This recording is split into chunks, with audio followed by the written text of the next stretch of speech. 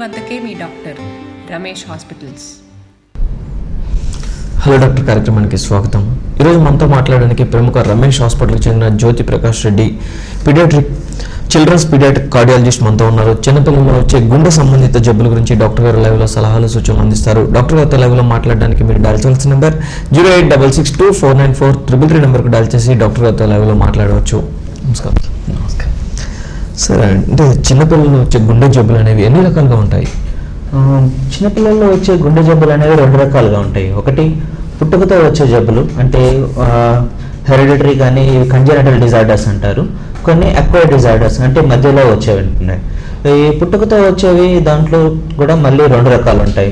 ఒకటి whole problems వలన వచ్చేవి ఉంటాయి, లేదు వాల్వ్లో ఉన్న ఎనీ బ్లాక్ వలన కానీ ఎనీ లీక్ వలన కానీ ఉండే ప్రాబ్లమ్స్ అయి ఉంటాయి. అదేవిధంగా అక్వైర్డ్ ప్రాబ్లమ్స్ అంటే మధ్యకాలంలో వచ్చేవి, అవి కూడా చాలా రకాలు. అందులో కూడా రిమాటిక్ ఫీవర్ అని, మధ్యలో కవాసకి డిసీజ్ అని, మయోకార్డైటిస్ అని, ఈ కండరం యొక్క గుండె యొక్క కండరంలో ఉన్న ప్రాబ్లమ్స్ వలన కూడా ఇలాంటి ప్రాబ్లమ్స్ వచ్చే ఛాన్సెస్ ఎక్కువ ఉంటాయి. సార్, అంటే ఈ చిన్నపిల్లలు వచ్చే గుండె సమస్యలు అనేది ఎంతమంది పిల్లలు వచ్చే అవకాశం ఉందంటారు? మామూలుగా అయితే మనకు ఒక 1000 డెలివరీస్ చూసినప్పుడు నలుగురికి ఇలాంటి ప్రాబ్లమ్స్ వచ్చే ఛాన్సెస్ ఉంటుంది, అంటే 0.4%. చాలా వరకు ఇది రేర్, కానీ మనం చెప్పలేము. 4/1000 అనేది ఇట్స్ ఇండియన్ స్టాండర్డ్లో ఉన్న ఇన్సిడెన్స్ అనేది. సార్, అదేంటంటే ఈ చిన్నపిల్లలు వచ్చే గుండె సమస్యల యొక్క లక్షణాలు అనేవి ఏ విధంగా ఉంటాయి? మామూలుగా ఇది ప్రతి వయసును బట్టి మారుతూ ఉంటుంది. మా సంవత్సరం లోపల పిల్లలు, అప్పుడే పుట్టిన పిల్లలు, వీళ్ళలో పాలు సరిగ్గా తాగలేకపోవడం, తాగుతున్నా కూడా ఆపి తాగడం, లేదు పాలు తాగేటప్పుడు ఆయాసపడడం, పాలు తాగేటప్పుడు చెమటలు పట్టడం, ఇవన్నీ కూడా సంవత్సరం లోపల పిల్లలకు ఉంటాయి. సంవత్సరం దాటిన పిల్లలకి ఎక్కువ పరిగెత్తలేకపోవడం, కొంచెం దూరం నడిచినా ఆయాసపడడం, ఈ అన్నం తిని ఇవన్నీ కూడా ఆకలి తక్కువ అయిపోవడం, ఆయాసం, గుండె దడ, ఇవన్నీ కూడా సంవత్సరం దాటిన పిల్లలకి ఎక్కువగా ఉంటాయి. ఇదే కాకుండా మామూలుగా కొంతమంది పిల్లలకు సైనోసిస్ అంటాం, అంటే బాడీ మొత్తం బ్లూ అయిపోతుంది. ఎందుకంటే ఎక్కువ ఆక్సిజన్ శాతం, బాడీలో ఉన్న ఆక్సిజన్ శాతం తక్కువ అయినప్పుడు బాడీ మొత్తం బ్లూ అవ్వడం అనేది ఛాన్సెస్ ఉంటాయి. ఈరోజు మనతో మాట్లాడడానికి ప్రముఖ రమేష్ హాస్పిటల్కి చెందిన డాక్టర్ జ్యోతి ప్రకాష్ రెడ్డి పీడియాట్రిక్ కార్డియాలజిస్ట్ మనతో ఉన్నారు. డాక్టర్ గారితో లైవ్లో మాట్లాడడానికి మీరు డయల్ చేయాల్సిన నెంబర్ 08662494333 నెంబర్కి డయల్ చేసి డాక్టర్ గారితో లైవ్లో మాట్లాడవచ్చు. చిన్నపిల్లల్లో వచ్చే గుండె సంబంధిత జబ్బుల గురించి డాక్టర్ గారు లైవ్లో సలహాలు సూచనలు అందిస్తారు. సరే, అదేవిధంగా అంటే ఈ చిన్నపిల్లల్లో వచ్చే గుండె సమస్యల యొక్క కారణాలు అనేవి ఏ విధంగా ఉంటాయి? చాలా వరకు ఇవన్నీ కంజెనిటల్ ఎక్కువ ప్రాబ్లమ్స్ ఉంటాయి. ఈ కంజెనిటల్ ప్రాబ్లమ్స్ అనే వాటికి మనం కొన్ని రకాల సిండ్రోమ్స్, అంటే జన్యుపరమైన లోపాలు ఉన్నప్పుడు వాటిలో ఎక్కువ ఛాన్సెస్ ఉంటుంది. వంశపారంపర్యంగా వచ్చే కొన్ని ప్రాబ్లమ్స్ ఉంటాయి, కొన్ని రకాల సిండ్రోమ్స్. కొన్ని రకాలు ఏ కారణం లేకుండానూ ఉండొచ్చు. అండ్ తల్లి మామూలుగా గ్రహణం అంటారు, తల్లి కడుపుతో ఉన్నప్పుడు గ్రహణం, వాటికి ఇది రేడియేషన్ కానీ వాటికి ఎక్స్పోజ్ అయినప్పుడు కానీ, వేరే ఫిట్స్కు కానీ బీపీకి కానీ తల్లి వాడుతున్న మందుల వలన కానీ, కొన్ని థైరాయిడ్కి సంబంధించిన ప్రాబ్లమ్స్ ఉండి తల్లికి కడుపులో ఉన్నప్పుడు బిడ్డ ఎదుగుదల జరిగే టైంలో ఏదన్నా మందులు వాడినప్పుడు ఈ వచ్చే కారణాలు ఎక్కువ ఉంటాయి. అదే కంజెనిటల్ ప్రాబ్లమ్స్ కాకుండా అక్వైర్డ్ ప్రాబ్లమ్స్, అంటే కొంత వయసు దాటిన తర్వాత వచ్చేవి, కొన్ని రకాల ఇన్ఫెక్షన్స్ వలన రావచ్చు, వైరల్ ఇన్ఫెక్షన్స్, కొన్ని రకాల కవాసకి డిసీజ్ అని తెలియని ఇన్ఫ్లమేషన్ ప్రాబ్లమ్స్ వలన కూడా రావచ్చు. సార్, అంటే ఈ యొక్క సమస్య, అంటే చిన్నపిల్లల్లో వచ్చే గుండె జబ్బులను మనం ఏ విధంగా నిర్ధారిస్తాం? మామూలుగా మనకు 3 రకాల పరీక్షలు సాధారణంగా మనం ప్రతి పేషెంట్కు చెప్తాం. ఒకటి చెస్ట్ ఎక్స్రే, రెండోది ఈసీజీ, మూడోది ఎకో స్కానింగ్. ఈ మూడిట్లోనూ మామూలుగా యాక్చువల్గా చాలా వరకు మనం 90% ఆఫ్ ద పేషెంట్స్కు మనం నిర్ధారించగలుగుతాం ఇది ఖచ్చితమైన ప్రాబ్లమ్స్ అనేసి. అండ్ ఈ వీటిలోనే మనకు గుండెలో ఎంత వాపు ఉంది, గుండె లోపల వాల్లో ఏమన్నా ప్రాబ్లమ్స్ ఉన్నాయా, హోల్స్ ఏమన్నా ఉన్నాయా, ఇవన్నీ కూడా చెప్పగలుగుతాం. ఇవి కాకుండా మనం అడ్వాన్స్డ్గా చెప్పుకోగలిగితే కొంతమందికి యాంజియోగ్రామ్ చేయాల్సి వస్తుంది. కొన్ని రకాలు, అంటే గుండెకు సంబంధించి గుండెకే సప్లై చేసే కరోనరీ అంటారు, వాటిలో ఏదైనా ప్రాబ్లమ్స్ సస్పెక్ట్ చేసినప్పుడు యాంజియోగ్రామ్స్ చేయాల్సి ఉంటుంది.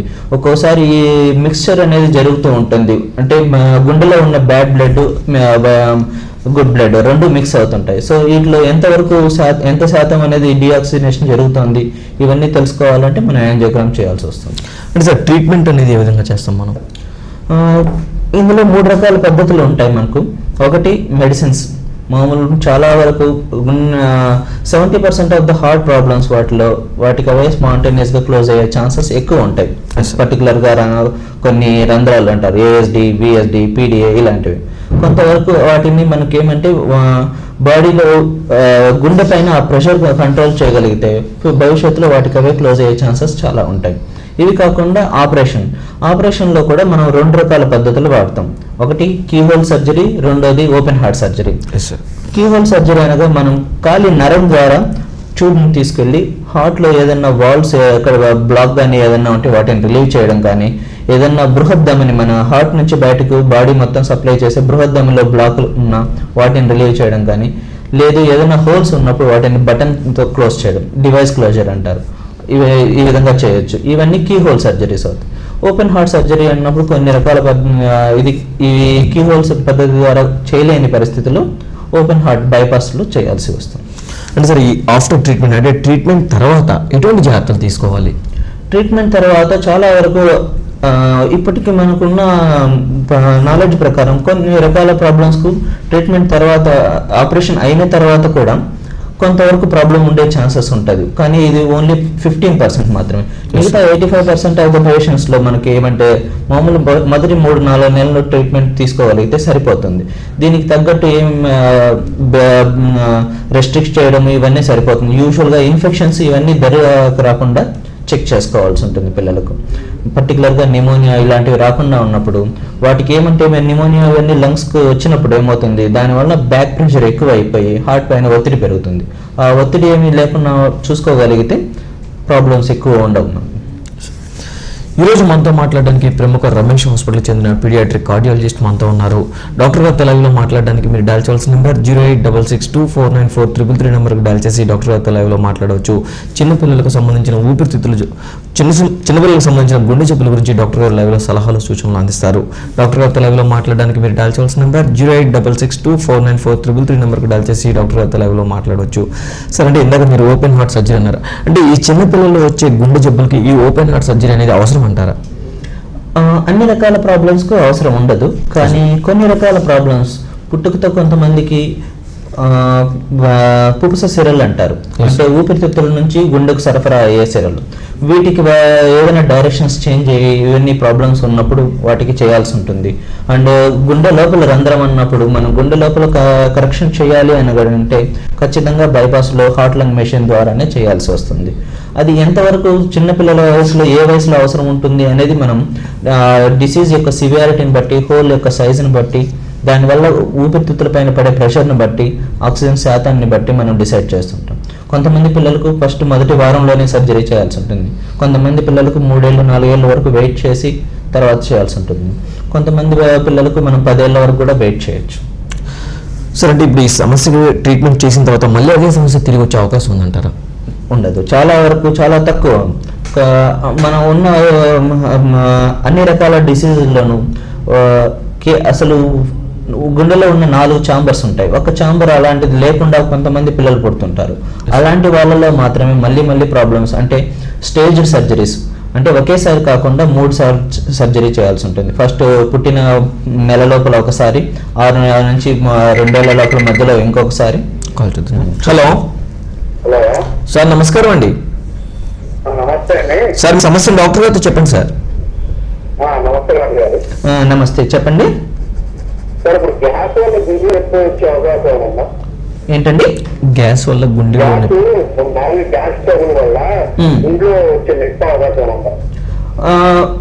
గ్యాస్ ప్రాబ్లం వల్ల రాదండి. కానీ కొన్నిసార్లు ఏమవుతుందంటే కొంతమందికి గుండె నొప్పి అనేది కడుపు దగ్గర నుంచి కూడా స్టార్ట్ అవ్వచ్చు అనమాట. అందువల్ల అది గ్యాస్ ప్రాబ్లం అని కన్ఫ్యూజన్ అయ్యే ఛాన్సెస్ అయితే ఉంటుంది. కానీ గ్యాస్ ప్రాబ్లం వలన మాత్రం గుండె నొప్పి అనేది రాదు. చెప్పండి.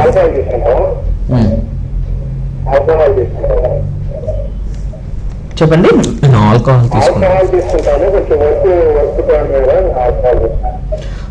కానీ ఆల్కహాల్ అనేది మంచిది కాదండి.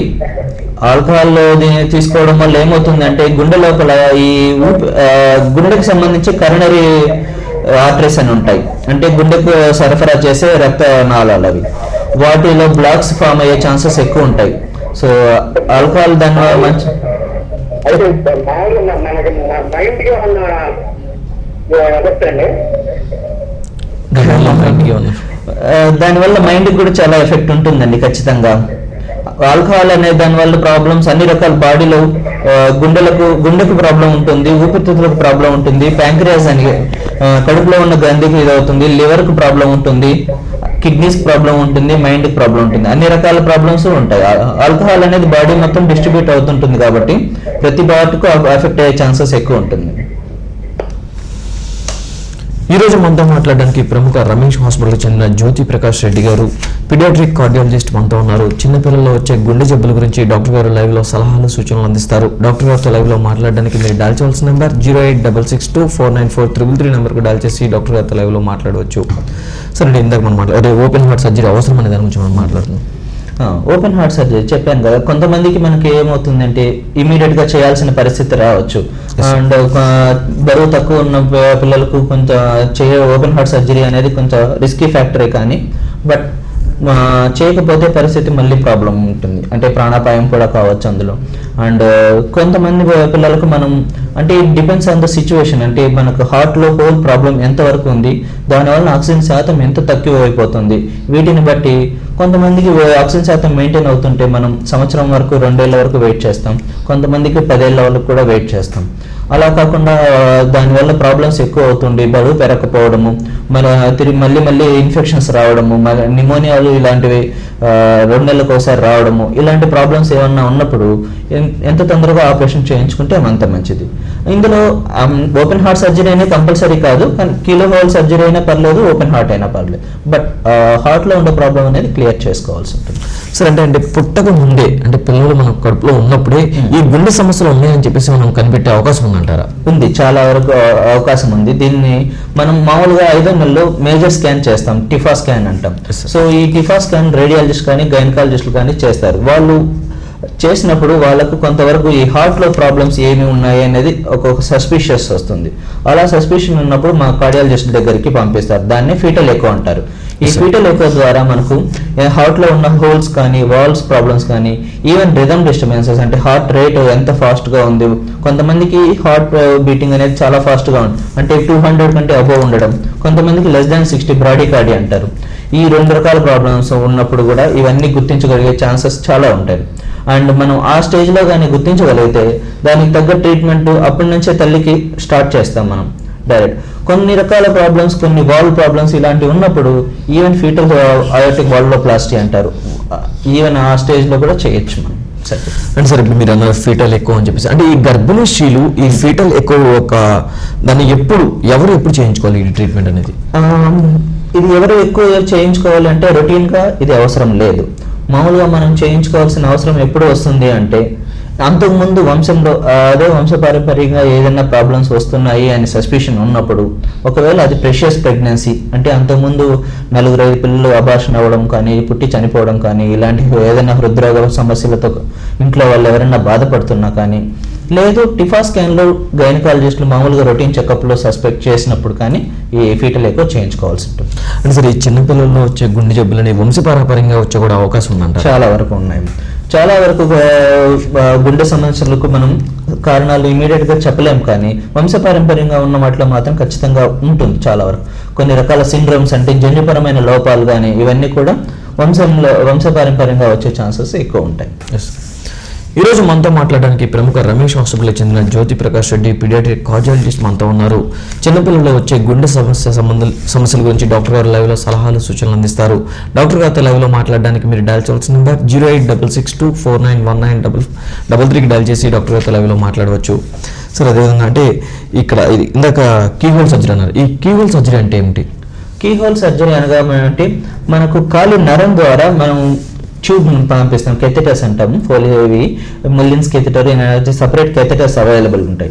వాటిని ఆ నరం ద్వారానే మనం హార్ట్ దాకా వెళ్ళి హార్ట్లో మనం ప్రతి ప్రెషర్స్ చెక్ చేయడం కానీ, వాల్వ్లో ప్రాబ్లమ్స్ ఏమన్నా ఉన్నప్పుడు వాటిని బెలూన్ వేసి డైలేట్ చేయడం కానీ, లేదు హార్ట్లో హోల్స్ ఏఎస్డి, విఎస్డి, పిడి అని కొన్ని రకాల హార్ట్ హోల్స్ ఉంటాయి, డిఫెక్ట్స్, అలాంటి వాటిని బటన్తో క్లోజ్ చేయడం కానీ చేయగలుగుతాం.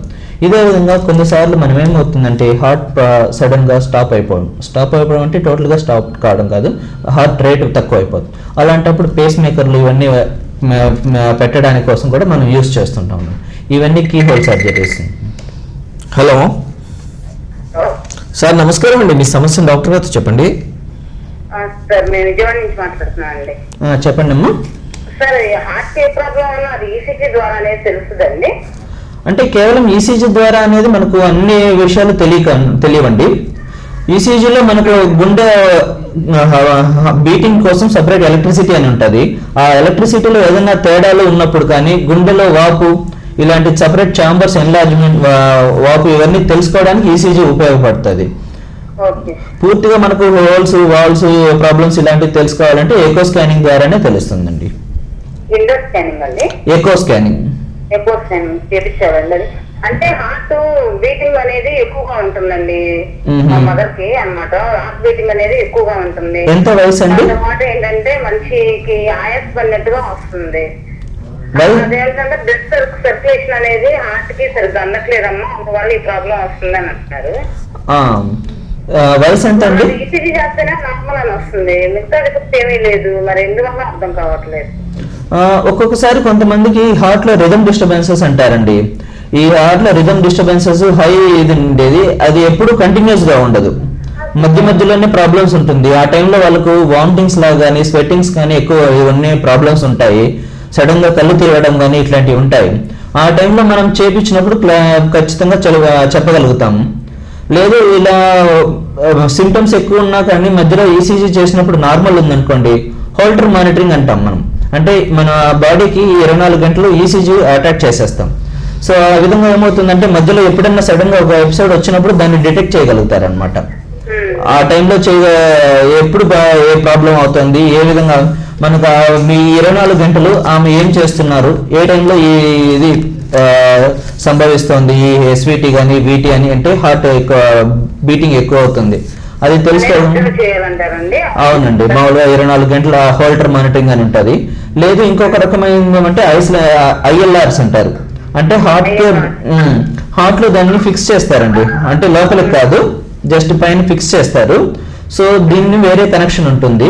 సో ఎప్పుడైతే హార్ట్ బీటింగ్ లో తేడా వస్తుందో అక్కడ మనకు సిస్టమ్ లో డైరెక్ట్ గా అక్కడ రిపోర్ట్ వచ్చేస్తుంది అనమాట.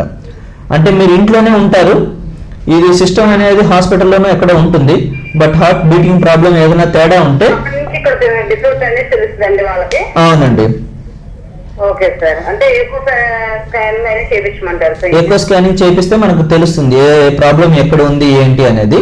ఆ ఎకో స్కానింగ్ లో తెలియకుండా ఈసీజీలో కూడా నార్మల్ వస్తే మళ్ళీ ఈ సిమ్టమ్స్ అనేవి బయటపడుతూ ఉంటే ఒక్కసారి హోల్టర్ మానిటరింగ్ చేయించుకోండి. కీ హోల్ సర్జరీ గురించి మనం మాట్లాడుతాం. కీ హోల్ సర్జరీస్ ఇందులో చెప్పాను, పేస్ మేకర్స్ ఇలాంటివి మనం ఫిట్ చేయడానికి చాలా యూస్ఫుల్ ఉంటుంది. అండ్ డివైజెస్ ఇవన్నీ కాకుండా కొన్ని రకాల ఊపిరితిత్తులలో దమనులకు సంబంధించి కానీ బృహత్ ధమనికి వీటి సంబంధించిన బ్లాక్స్ కానీ ఇవన్నీ రిలీవ్ చేయడానికి చాలా అండ్ మనకు మామూలుగా ఉన్న చాలా హార్ట్ ప్రాబ్లమ్స్లో 80 నుంచి 85% ఈ కీ హోల్ సర్జరీ ద్వారానే క్లోజ్ చేయొచ్చు. కొన్ని రకాల ప్రాబ్లమ్స్ మాత్రం మనం చేయలేకపోవచ్చు.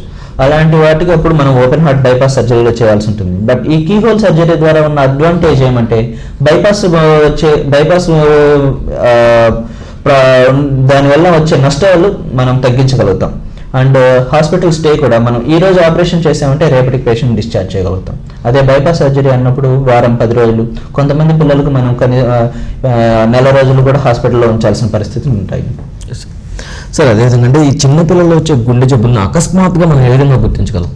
అకస్మాత్తుగా కొంతమంది పిల్లలకు అంటే ఇప్పుడు ఇంతకుముందు వాళ్ళు అడిగారు కదా, అలాంటి కొన్ని రకాల హార్ట్ బీటింగ్ అనేది కొంతమంది పిల్లలకు సడన్ గా తగ్గిపోతుంది, హార్ట్ రేట్ తగ్గిపోవడం, కొంతమందికి సడన్ గా ఎక్కువ అవుతుంది. ఇట్లాంటి కొన్ని రకాల కండరాల ప్రాబ్లమ్స్ ఉన్నప్పుడు ఇట్లాంటివి సడన్ గా జరిగే ఛాన్సెస్ ఎక్కువ ఉంటుంది. సో పర్టికులర్ గా ఈ పిల్లలకు కళ్ళు తిరిగి పడిపోవడం, మామూలుగా కొంతమంది పిల్లలు 2-3 రోజులకు ఒకసారి కళ్ళు తిరిగి పడిపోవడం అంటారు. ఒక్కోసారి సడన్ గా ఎక్కువ వామిటింగ్స్ వస్తుంటాయి. కొంతమందికి చెమటలు పట్టడము ఇట్లాంటివి ఎక్కువ ఉన్న వాళ్ళలో మనం గుర్తించవచ్చు అనమాట. ఇవన్నీ ప్రిమానిటరీ సిమ్టమ్స్. సో ఇలాంటి ఫ్రీక్వెంట్గా వస్తున్న పిల్లల్లో ఒకటి న్యూరలాజికల్ ప్రాబ్లమ్స్ అన్నా ఉండాలి, లేదు కార్డియాక్ ఎలక్ట్రిసిటీ ప్రాబ్లమ్స్ అన్నా ఉండాలి. వాటిని ముందుగా మనం గమనించి ఈసీజీ ఎకో స్కాన్ చేసినప్పుడు మనకు ఎంతవరకు ప్రాబ్లం ఉంది అనేది డిటెక్ట్ చేయగలుగుతాం. అండ్ ఫర్దర్గా దీనివల్ల చెడు జరగకుండా మనం ఆపగలగచ్చు. అంటే ఈ పిల్లల్లో వచ్చే గుండె జబ్బులకు సంబంధించి మనం ఎటువంటి టెస్టులు చేస్తాం? మనం మామూలుగా రొటీన్గా చెప్పాను కదా, మామూలుగా సాధారణంగా ఎక్స్రే, ఈసీజీ, ఎకో స్కాన్ మామూలుగా రొటీన్గా చేస్తుంటాము. ఇవి కాకుండా angiogram, city scan, MRI.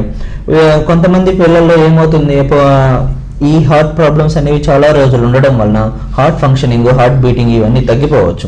So వీటి వాల్యూమ్స్ ఎంత ఉంది ఇవి కనుక్కోవడానికి మామూలుగా మనం ఎంఆర్ఐ పద్ధతి చాలా యూస్ఫుల్ ఉంటుంది. అంటే హార్ట్ ఫంక్షనింగ్ ఎంత ఉంటుంది, మామూలుగా హార్ట్ ప్రతి ఒక్కరికి 60 నుంచి 65% హార్ట్ ఫంక్షనింగ్ అనేది ఉండాలి.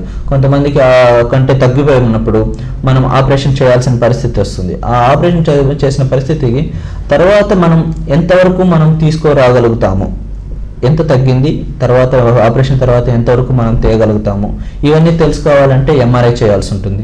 అదేవిధంగా కొన్ని రకాల ప్రాబ్లమ్స్, వాల్వ్ ప్రాబ్లమ్స్ కానీ, కొన్ని రకాల కరోనరీ ఆర్టరీ ప్రాబ్లమ్స్ కానీ ఇలాంటివి ఉన్నప్పుడు సిటీ స్కాన్ ఎక్కువ యూస్ఫుల్ అవుతుంది. ఈ సిటీ స్కాన్లో కాంట్రాస్ట్ ఇంజెక్షన్ చేయడం వల్ల ఏమవుతుందంటే కరోనరీ ఆర్టరీస్ అన్నింటినీ ఫిల్ చేస్తుంది. సో ఎక్కడన్నా మధ్యలో బ్లాక్ ఉండి అవన్నీ ఫిల్ కానప్పుడు వాటిని మనం సిటీ స్కాన్ ద్వారా కనుక్కోగలుగుతాం. అదేవిధంగా యాంజియోగ్రామ్ ద్వారా హార్ట్లో ప్రెషర్స్ ఎంత ఉన్నాయి, ప్రతి ఛాంబర్లో సపరేట్ ప్రెషర్స్ ఎంత ఉన్నాయి, దానివల్ల బయటకు వచ్చే పుపుస ధమనంలో అంటే పల్మరీ ఆర్టరీస్ అంటాం, వాటిలో ఎంత ప్రెషర్స్ ఉన్నాయి, బృహత్ ధమనిలో ప్రెషర్స్ ఎంత ఉన్నాయి, ఈ బ్లాక్ వల్ల ఎంత ప్రెషర్ తగ్గింది, ఇవన్నీ ఆపరేషన్ ముందు మనం డిసైడ్ చేయగలిగితే దాని తర్వాత ఆపరేషన్ అనేది మనకి ఈజీ అవుతుంది. ఈరోజు మనతో మాట్లాడడానికి ప్రముఖ రమేష్ హాస్పిటల్కి చెందిన డాక్టర్ జ్యోతి ప్రకాష్ రెడ్డి గారు, పీడియాట్రిక్ కార్డియాలజిస్ట్ మనతో ఉన్నారు. చిన్నపిల్లల్లో వచ్చే గుండె సంబంధిత జబ్బుల గురించి డాక్టర్ గారు లైవ్లో సలహాలు, సూచనలు అందిస్తారు. డాక్టర్ గారితో లైవ్లో మాట్లాడడానికి మీరు డయల్ చేయాల్సిన నెంబర్ 08662494333 నెంబర్కు డయల్ చేసి డాక్టర్ గారితో లైవ్లో మాట్లాడవచ్చు. సార్ అంటే ఈ పిల్లలకు ట్రీట్మెంట్ జరిగిన తర్వాత తీసుకోవాల్సిన జాగ్రత్తల గురించి వివరించండి సార్. చాలా ఇంతకుముందు చెప్పినట్టు చాలా వరకు పిల్లలకు ఒకసారి కానీ మనం ఏదైనా డివైస్ క్లోజర్ అంటే కీ హోల్ సర్జరీ ద్వారా కానీ, ఓపెన్ హార్ట్ సర్జరీ ద్వారా చేసినప్పుడు చాలా వరకు మనం 2-3 వారాలు టోటల్ రెస్ట్రిక్షన్, అంటే ఆడుకోవడం అవన్నీ చేయొచ్చు కానీ ఇంటి పట్టునే ఉండి బయటకి, ఎందుకంటే ఇన్ఫెక్షన్స్ ఇవన్నీ రాకుండా చాలా వరకు అడ్వైస్ చేస్తుంటాం. అదేవిధంగా కొన్ని రకాల మెడిసిన్స్ అడ్వైస్ చేస్తుంటాము వాళ్ళ యొక్క పరిస్థితిని బట్టి. కొంతమందికి మామూలుగా 2-3 వారాలు ట్రీట్మెంట్ సరిపోతుంది, కొంతమందికి 6 నెలలు ట్రీట్మెంట్ సరిపోతుంది. చాలా వరకు మామూలుగా 0.1% అంటే 1000 మందిలో ఒక్కరికి మాత్రం లైఫ్ లాంగ్ ప్రాబ్లమ్స్ ఉండే ఛాన్సెస్ ఉంటాయి. అలాంటి వాళ్ళకు మనం లైఫ్ లాంగ్ ట్రీట్మెంట్ అనేది కంటిన్యూ చేయమని చెప్తుంటాం. సరే, అంటే ఇందాక చెప్పినట్టు పిల్లల్లో ఉండే గుండె సమస్యల్లో రకాల గురించి మళ్ళీ వివరించండి. రకాల గురించి చెప్తున్నాం కదా, చాలా వరకు ఈ కంజెనిటల్ ప్రాబ్లమ్స్ అంటే పుట్టుకతో అంటే తల్లి కడుపులో ఉన్నప్పుడే మొదలయ్యే ప్రాబ్లమ్స్, వాటిని కంజెనిటల్ ప్రాబ్లమ్స్ అంటాం. అలా కాకుండా కొన్ని రోజుల తర్వాత మధ్యలో అకస్మాత్తుగా వచ్చే ప్రాబ్లమ్స్ను అక్వైర్డ్ హార్ట్ ప్రాబ్లమ్స్ అంటాం. ఈ కంజెనిటల్ ప్రాబ్లమ్స్లో కూడా రక్త మార్పిడి జరగడం వల్ల, అంటే మంచి రక్తం చెడు రక్తం మిక్స్ అవ్వడం వల్ల వచ్చే కొన్ని రకాల ప్రాబ్లమ్స్ ఉంటాయి. అంటే పర్టికులర్గా హార్ట్లో హోల్స్ ఉన్నప్పుడు హార్ట్లో మామూలుగా ఏమవుతుంది, పైన 2 చిన్న గదులు, కింద 2 పెద్ద గదులు ఉంటాయి. ఈ 2 కుడివైపున చెడు రక్తం వస్తుంది, ఊపిరితిత్తులోకి వెళ్తుంది, మంచి రక్తంగా మారి ఎడం వైపున హార్ట్కు వచ్చి మొత్తం బృహద్దమైన ద్వారా బాడీ మొత్తానికి సర్క్యులేట్ అవుతుంది. ఈ కుడివైపు చెడు రక్తము, ఎడం వైపు మంచి రక్తము మిక్స్ కాకుండా మధ్యలో ఒక అడ్డుగోడ అనేది ఉంటుంది. ఎప్పుడైతే ఈ హార్ట్లో హోల్స్ ఇవన్నీ ప్రాబ్లమ్స్ ఉండి ప్రెషర్స్ ఎక్కువ ఉన్నప్పుడు కుడివైపు ఉండే చెడు రక్తం మంచి రక్తంతో మిక్స్ అయ్యి బాడీలో కూడా చెడు రక్తం ప్రవహించే అవకాశాలు చాలా ఉంటాయి. ఇందువలన బాడీలో ఆక్సిజన్ శాతం ఇవన్నీ తగ్గిపోతుంటాయి. సో ఇలాంటి వాటిని సైనాటిక్ కంజెనిటల్ హార్ట్ డిసీజ్ అంటారు. ఈ సైనాటిక్ కంజెనిటల్ హార్ట్ డిసీజ్లో కూడా మళ్ళీ దీనివల్ల ఊపిరితిత్తులకు రక్తం ఎక్కువ చేరే హార్ట్ ప్రాబ్లమ్స్ కొన్ని, తక్కువ చేరే హార్ట్ ప్రాబ్లమ్స్ కొన్ని ఉంటాయి. వీటిని ఎక్కువ చేరే వాటి వలన పిల్లలకి ఏమవుతుందంటే పాలు తాగలేకపోవడము, ఎక్కువ తల్లిపాలు తాగుతున్నప్పుడు చెమటలు పట్టడం, ఆయాసం ఎక్కువ అవడం, ఇలాంటి ప్రాబ్లమ్స్ ఉంటాయి. అదే తక్కువ రక్తం చేరేలో మొత్తం బాడీ మొత్తం బ్లూ అయిపోవడము, సైనోటిక్ స్పెల్స్ అంటారు. మధ్య సడన్ గా ఉన్నటువంటి పాలు తాగుతూ ఎక్కువ అరిచి ఫిట్స్ లాగా రావడం, ఇలాంటి సడన్ గా కొట్టుకోవడము, ఎక్కువ అరుపులు ఇవన్నీ ఉండడం, వీటిని సైనోటిక్ స్పెల్స్ అంటారు. ఇలా ఉన్న కండిషన్స్ వాటిలో మనం ఏమంటే మొదట మెడికల్ మేనేజ్మెంట్ కొంతవరకు దాన్ని స్టెబిలైజ్ చేసి ఆ తర్వాత ఆపరేషన్ ప్లాన్ చేసుకోవాల్సి ఉంటుంది. సరే అంటే ఇప్పుడు ఈ చిన్నపిల్లల గుండె సమస్య ఎవరికన్నా చిన్నతనంలో ఉంటే అది ఒకవేళ క్యూర్ కాకపోతే అంటే పెద్దయిన తర్వాత వాళ్ళు ఎటువంటి సమస్యలు ఫేస్ చేసే అవకాశం ఎక్కువగా ఉందంటారు? ఈ ప్రాబ్లం కొంతమంది చాలా వరకు అవేర్నెస్ లేకపోవడం వల్ల కావచ్చు, లేదు పరిస్థితులు సరిగ్గా సహకరించకపోవడం వల్ల కొంతమంది చాలా వరకు 5 ఏళ్ల లోపల 6 ఏళ్ల లోపల చేసుకోవాల్సిన సర్జరీస్, కొంతమంది 30 ఏళ్ళు 40 ఏళ్ళ వరకు కూడా చేసుకోవాలని ఉండేవారు. కానీ ఆ టైంలో మనం చాలా వరకు చెక్ చేసుకోవాల్సి ఉంటుంది అనమాట. కొంత సైజుని బట్టి అది బాడీ టాలరేట్ చేస్తుంది, కానీ beyond the size A heart tolerate చేయలేదు. దానివల్ల ఏమవుతుందంటే ఆర్వీ డిస్ఫంక్షన్, ఎల్వి డిస్ఫంక్షన్. అంటే డిస్ఫంక్షన్ అంటే హార్ట్ పంపింగ్ అనేది తగ్గిపోవడం. హార్ట్ పంపింగ్ తగ్గిపోవడం అనేది జరుగుతుంది. ఎందుకంటే హార్ట్ అగేన్స్ట్ ద ఇది కొంతవరకే చేయగలుగుతుంది తప్ప పూర్తిగా చేయలేదు. ఆ డిస్ఫంక్షన్ రాకముందే మనం కానీ సర్జరీ క్లోజ్ చేయగలిగితే ప్రాబ్లమ్స్ ఉండవు. అలా కాకుండా ఇర్రివర్సిబుల్ పిఏహెచ్ అంటే పల్మరీ ఆర్టరీ ప్రెషర్స్, ఊపిరితిత్తుల పైన వీటికి ప్రాబ్లం ఎక్కువైనప్పుడు ఏమవుతుందంటే ఆక్సిజన్ శాతం చాలా వరకు తగ్గిపోతుంది. ఇలాంటి ప్రాబ్లమ్స్ మనం ముందుగా డిటెక్ట్ చేయగలిగితే, అంటే ఇర్రివర్సిబుల్ స్టేజ్లో కాకుండా రివర్సిబుల్ స్టేజ్లోనే మనం డిటెక్ట్ చేసి ఆపరేషన్ చేయగలిగితే మళ్ళీ లైఫ్ లాంగ్ ఏ ప్రాబ్లం ఉండదు. అలా కాకుండా ఒకసారి ఇర్రివర్సిబుల్ స్టేజ్లో వచ్చిందంటే ఆపరేషన్ చేసినా కూడా పెద్ద ఏమి యూస్ ఉండదు. అంటే ఒకవేళ ఆపరేషన్ చేయించుకోకుండా లైఫ్ లాంగ్ అలా ఉంటే అంటే నిత్య ప్రాణ పరిస్థితి వచ్చే అవకాశం కూడా చాలా ఎక్కువ. ఈవెన్ సడన్ డెత్స్ కూడా చాలా వరకు ఉంటాయి. అండ్ దీనివల్ల వాళ్ళ యొక్క రొటీన్ డైలీ వర్క్ కూడా చేసుకోలేని పరిస్థితుల్లో బెడ్ రిడన్ అయ్యే వాళ్ళు కూడా ఉన్నారు. అండ్ సడన్ డెత్స్ కూడా చాలా ఎక్కువ కామన్ ఉంటుంది. అంటే ఇది ఇప్పుడు అంటే ఈ చిన్నపిల్లలు వచ్చే గుండె సమస్యలు ఎంతమంది పిల్లలకు వచ్చే అవకాశం ఎక్కువగా ఉందంటున్నారు ఈ మధ్య కాలం?